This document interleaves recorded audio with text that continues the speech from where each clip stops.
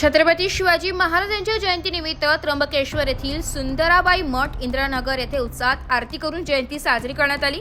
या कार्यक्रमाचे आयोजन कैलास नाना चौथे व प्रवीण शिरसाट यांनी केले होते।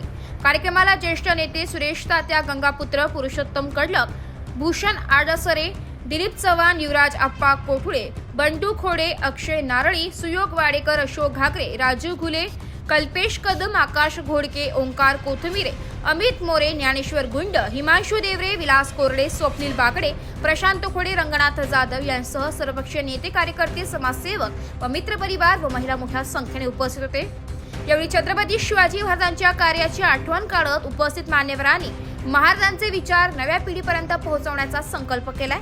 जयंतीनिमित्त विविध धार्मिक व सामाजिक उपक्रमांचेही आयोजन करण्यात आले होते। नाशिक लोकशाही न्यूज साठी प्रतिनिधी वैष्णव घोलप, त्र्यंबकेश्वर।